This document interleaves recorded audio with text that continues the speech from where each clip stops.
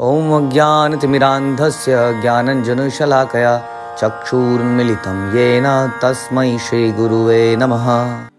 ॐ नमो भगवते वासुदेवाय। ॐ नमो भगवते वासुदेवाय। ॐ नमो भगवते वासुदेवाय।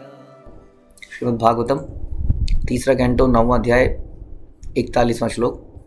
और हम सुन रहे हैं भगवान, पहले तो ब्रह्मा जी ने भगवान की ग्लोरिफिकेशन करी, अब भगवान जो है एक तरह से ब्रह्मा जी को ग्लोरीफाई कर रहे हैं और बता रहे हैं कि वो कितना प्रसन्न है ब्रह्मा जी से, उनका जो आज्ञाकारिता है, जितना भारी काम उन्होंने भगवान के लिए उठाया है इस संसार की क्रिएशन का, तो उसके लिए भगवान उसको कॉन्ग्रेचुलेट करते हैं। और पिछले श्लोक में बताते हैं कि जो भी मनुष्य ब्रह्मा की तरह प्रार्थना करेगा, जैसी ब्रह्मा जी ने प्रार्थना करी इस अध्याय में, उसे शीघ्र से उसकी सारी इच्छाएं शीघ्र ही पूरी होंगी।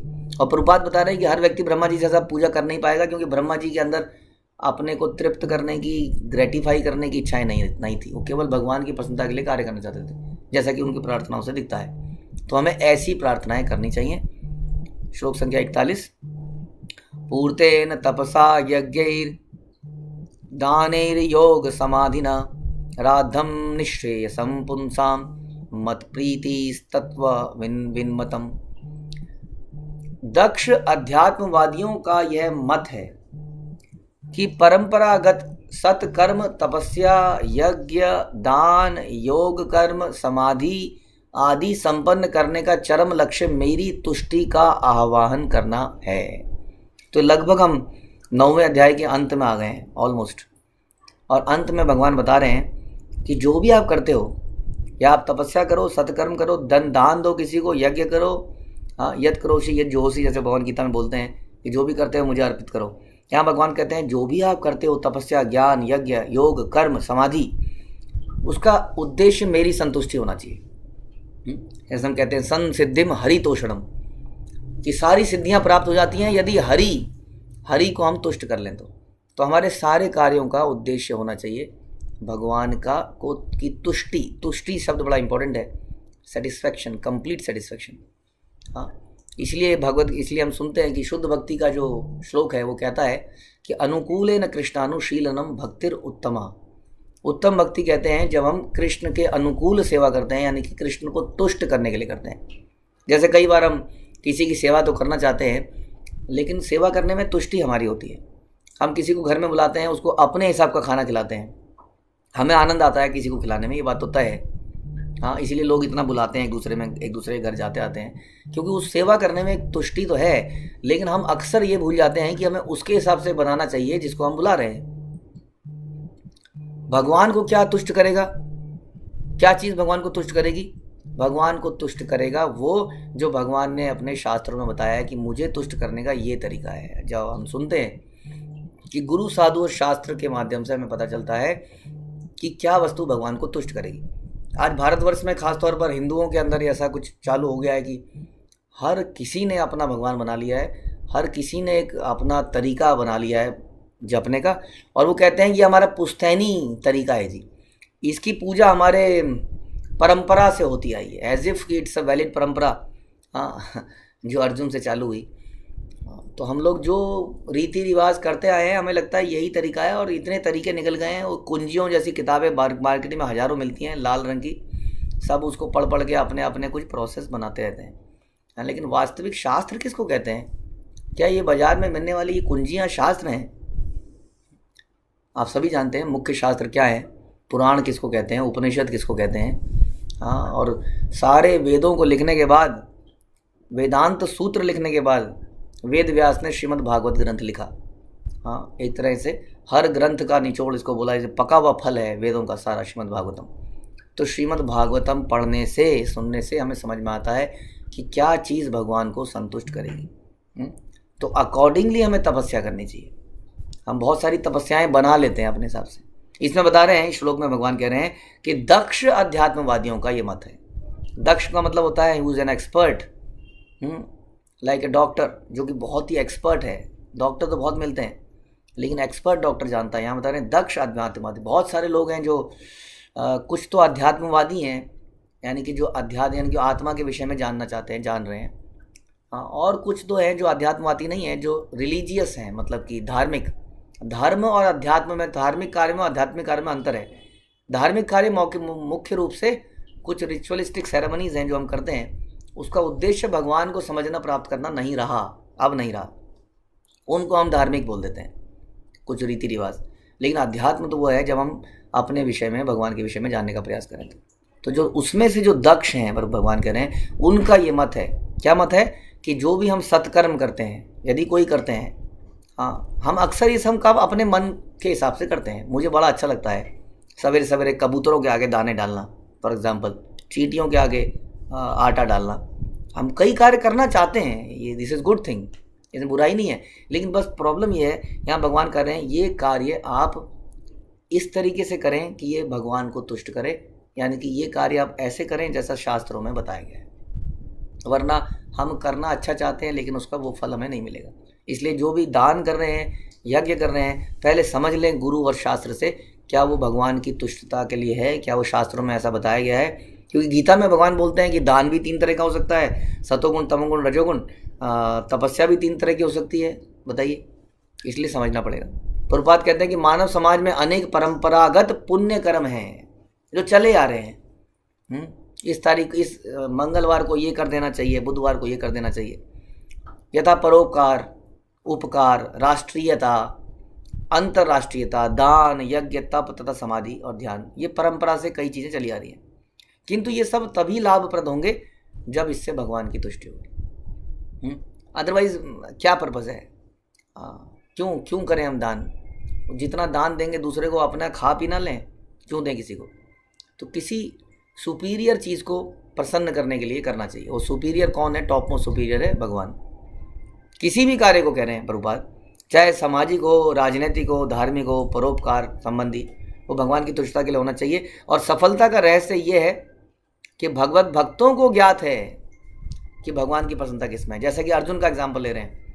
अर्जुन कर्म करने से, मतलब लड़ाई करने से मना कर रहा था, लेकिन जैसे उसको समझ में आया कि ये युद्ध भगवान को प्रसन्न करेगा तो उसने तुरंत एक्सेप्ट कर लिया। ओके, आपकी प्रसन्नता के लिए करना है, ओके, फिर कुछ भी कर लेंगे। इसलिए अर्जुन एक नेक व्यक्ति था, अहिंसक मनुष्य के रूप में अपने परिजनों से युद्ध नहीं करना चाहता था। किंतु जब वो समझ गया कि कृष्ण युद्ध चाहते हैं और कुरुक्षेत्र में इसकी योजना उन्हीं की योजना है, तो उसने अपनी प्रसन्नता का परित्याग करके भगवान की प्रसन्नता के लिए युद्ध कर लिया। वास्तव में कृष्ण की प्लानिंग के हिसाब से ही सब कुछ होता है। सारे बुद्धिमान जनों को तो हमारा क्या, हमें क्या करना चाहिए? हमें भगवान के योजनाएं जो हमें शास्त्रों से मिलती हैं। अगेन ऐसा नहीं है कि आप कहेंगे मैं बैंक लूटने जा रहा हूँ क्योंकि ये भगवान की योजना है। वो आपको समझना पड़ेगा कि कर्म किसको कहते हैं, अकर्म किसको कहते हैं, विकर्म किसको कहते हैं, कौन सा कर्म शास्त्रों के अनुसार है, कौन सा कर्म शास्त्रों के विरुद्ध है, इसके अनुसार। तो बता रहे हैं कि अर्जुन ने जैसे ही इस पर पता चला कि भगवान के इच्छा के लिए के अनुसार युद्ध हो रहा है, तो उसने युद्ध करना स्वीकार किया। सारे बुद्धिमान जनों के लिए उचित निर्णय है। मनुष्य को एकमात्र चिंता अपने कार्यों द्वारा भगवान को तुष्ट करने की होनी चाहिए। क्यों करें भगवान को तुष्ट? बड़ा साधारण सा विषय है। अक्सर लोग कहते हैं why should I do it, what's in it for me, मुझे क्या लाभ मिलेगा, मैं क्यों करूं?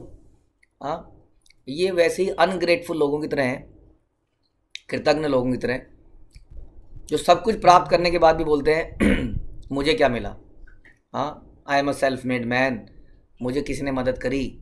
वो भूल जाते हैं कि एक सांस भी हम इसलिए ले पाते हैं क्योंकि भगवान हमें ऑक्सीजन सप्लाई करते हैं।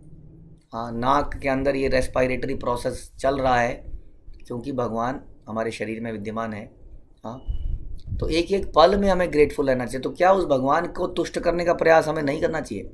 हम कहते हैं इस देश ने हमें ये दिया, देश की मिट्टी ने हमें ये दिया, इस देश के लिए मर मिटेंगे, परिवार के लोगों के लिए मर मिटेंगे। लेकिन भगवान के लिए मर मिटेंगे, ये संदेश तो अब मुझे लगता है पिछले 100-200 साल से दिया ही नहीं जा रहा है। तो कहीं ना कहीं सेल्फिश हैं, हर कोई सेल्फिश बन गया है। हर कोई चाहता है कि मैं किसी तरह से सामने वाले के लिए अंदर अपने लिए कृतज्ञता पैदा कर दूं। हर कोई ये चाहता है। टीचर कहता है भूल गए मुझे, मैंने तुम्हारे लिए क्या क्या किया। कोई परिवार का व्यक्ति कहता है भूल गए तुम्हें, मैंने इतना पैसा दिया था जब तुम्हें अपना पैसा नहीं था। मतलब हर कोई व्यक्ति अपने लिए तो ग्रेटफुलनेस पैदा करना चाहता है, लेकिन भगवान के लिए कोई व्यक्ति ना तो बता रहा है ना ग्रेटफुल पैदा कर रहा है। बल्कि अगर बच्चे गलती से भगवान के लिए ग्रेटफुल जाते हैं तो लोग मंदिरों पर आक्रमण करते हैं, इन्होंने हमारा बच्चा चुरा लिया। अरे आपने भगवान का बच्चा चुराया, भगवान ने कहाँ से? हाँ, सभी तो भगवान की संतान है। तो वो मंदिरों से लड़ाई करने लगते हैं, क्योंकि कोई नहीं चाहता कि कोई व्यक्ति ग्रेटफुल हो भगवान के लिए। इसलिए इस्कॉन में लोग आना नहीं चाहते हैं आज के डेट में। वो कहते हैं ये छीन लेते हैं आपके बच्चों को। हाँ, छीन नहीं लेते हैं, उनको सच्चाई का सामना कराते हैं कि वास्तव में हम किसकी संतान हैं, किसके प्रति हमें ग्रेटफुल होना। Very good that you should be grateful to your parents, you should be grateful to your country, but what about the supreme God, जिसने आपके पेरेंट्स को बनाया, जिसने इस कंट्री को बनाया, जिसने सारे संसार को बनाया। तो इसलिए मनुष्य की एकमात्र चिंता ये होनी चाहिए कि अपने कार्यों द्वारा भगवान को संतुष्ट करे। यदि भगवान किसी कार्य से, चाहे वह कैसा भी हो, तुष्ट हो जाते हैं तो वह सफलता है। हाँ, चाहे आप जूता पॉलिश ही क्यों नहीं करते हैं, लेकिन यदि आप भगवान को संतुष्ट कर पा रहे हैं तो you are a successful person actually में। हाँ, क्योंकि जूता साफ करते करते मृत्यु के बाद यदि वो भगवान के पास चला गया तो उसका तो काम हो गया। हाँ, और हम करोड़ों की संपत्ति लेके जब दोबारा पैदा होंगे तो उस करोड़ों रुपए को क्लेम नहीं कर पाएंगे। आप नहीं बोल पाएंगे कि मैं वही व्यक्ति हूँ। हाँ, आपका तो नया आधार बन जाएगा एक आपके फिंगरप्रिंट्स बदल जाएंगे। कैसे आप साबित करेंगे कि आप वही व्यक्ति हैं? हाँ, तो इस एक तरह से आप असफल हो जाएंगे और वो व्यक्ति सफल हो जाएगा। तो असली सफलता क्या है? यदि हमारे कार्यों से भगवान प्रसन्न हो जाते हैं तो ये जीवन की सफलता है, बता रहे हैं। अन्यथा यह समय का अपव्यय मात्र है। समय वही केवलम। बहुत मेहनत करी हमने, बहुत प्लानिंग करी, बहुत दिमाग लगाया, इतनी सारी टेक्नोलॉजी बना दी, इतनी सारी बिल्डिंगें बना दी, बहुत दिमाग लगाया, सोने का समय कम हो गया, रोटी खाने को कम हो गई, स्वास्थ्य खराब हो गया, इतनी मेहनत करी मेहनत करी मेहनत करी, ये सब श्रम है यदि इससे अंत में हमने भगवान को प्रसन्न नहीं किया। समस्त यज्ञ, तप, यौगिक समाधि तथा अन्य उत्तम एवं पुण्य कार्यों का यही मानदंड है।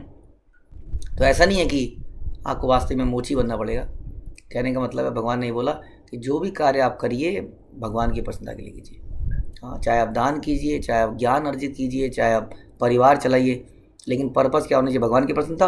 और भगवान की प्रसन्नता पता चलती है जब हम अपना जीवन गुरु, साधु और शास्त्र के अनुसार जीते हैं, उसके लिए सेक्रीफाइस करते हैं, अपने जीवन शैली को बदलते हैं, बड़े बड़े चेंज लाते हैं अपने जीवन में। हाँ, अब देखिए, कोई लड़की है जिसकी शादी होती है, शादी के बाद वो कहेगी जी मैं तो वैसी रहूँगी जैसी मैं मायके में रहती थी, मैं बदलने वाली नहीं हूँ। तो क्या वो किसी को प्रसन्न कर पाएगी? लेकिन कोई लेडी है जो अपने आप को पूरा बदल ले अपने नए परिवार के अनुसार, वो सबको प्रसन्न कर पाएगी। तो बदलाव जो है सामने वाले के हिसाब से, वही तो उसको प्रसन्न करेगा। उसी तरह से जब हम कृष्ण के अनुसार अपने जीवन की, अपनी खाने की आदतों को, सोने की आदतों को, बोलने की आदतों को, जीने की आदतों को बदल दें तो हम तुरंत कृष्ण को प्रसन्न करेंगे। तो ये जीवन का उद्देश्य है। हरे कृष्णा। श्रील प्रभुपाद की जय। ग्रंथराज श्रीमद् भागवतम की जय।